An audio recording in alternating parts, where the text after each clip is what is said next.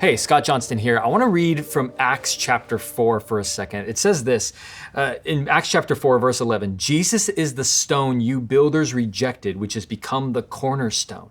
Salvation is found in no one else, for there is no other name under heaven given to mankind by which we must be saved.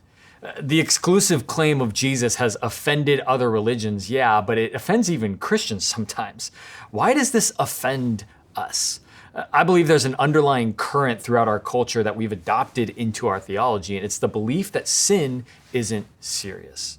What is sin, right? Well, first you have to understand there's this idea of shalom. We think of it as peace, but in reality, shalom is the knitting together of God, humanity, and all creation in justice, fulfillment, and delight. That's what the Hebrew prophets called shalom.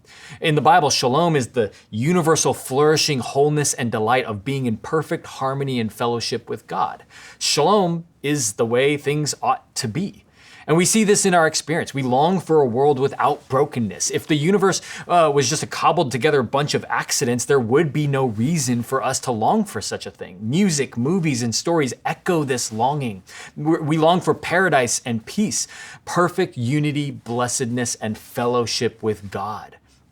Sin, then, is the breaking of shalom, the breaking of the way things ought to be, the breaking of God's design for perfect unity, justice, and fellowship and delight between God, humankind, and creation. If we took sin seriously, if you and I just think about what sin has done to God's perfect, good, and wonderful creation, what we have done to ourselves, how we have knowingly and ignorantly succeeded in corrupting and twisting every good thing in creation, how the world itself has fallen due to our sin, if we truly took in all of that seriously, we wouldn't get offended that there's only one way, only one name by which we must be saved.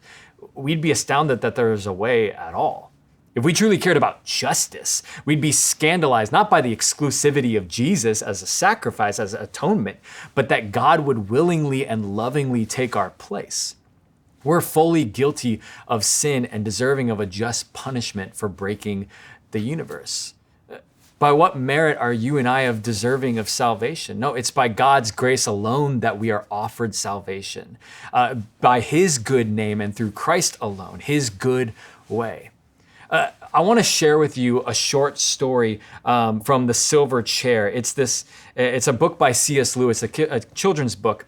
And in it, Aslan is the Christ figure. And Jill runs into Aslan early in The Silver Chair, and this is the conversation they have. If you're thirsty, you may drink. For a second there, she stared here and there, wondering who had spoken. Then the voice said again, if you are thirsty, come and drink. And she realized that it was the lion speaking. She had seen its lips move this time, and the voice was not like a man's. It was deeper, wilder, and stronger, a sort of heavy golden voice. It did not make her any less frightened than she had been before, but it made her frightened in a rather different way. Are you not thirsty? Said the lion. I'm dying of thirst, said Jill. Then drink, said the lion. Would you mind going away while I do? Said Jill. The lion answered this only by a look and a very low growl, and as Jill gazed at its motionless bulk, she realized she might as well have asked the whole mountain to move aside for her convenience. Will you promise not to do anything to me if I do come? Said Jill. I make no promise, said the lion. Jill was so thirsty now that without noticing it, she had come a step closer. Do you eat girls? She said. I have swallowed up girls and boys, women and men, kings and emperors, cities and realms, said the lion. It didn't say this as if it were boasting, nor as if it were sorry, nor as if it were angry. It just said it. I daren't come and drink, said Jill. Then you will die of thirst, said the lion. Oh dear, said Jill, coming another step nearer. I suppose I must go and look for another stream then. There is no other stream, said the lion. My friends, there is no other stream. There is no other way, but thanks be to God that there is a way, and His name is Jesus Christ. Scripture tells us that if you confess with your mouth that Jesus is Lord and believe in your heart that God raised Him from the dead, you will be saved. And that is very good news for you and I hope it encourages you today.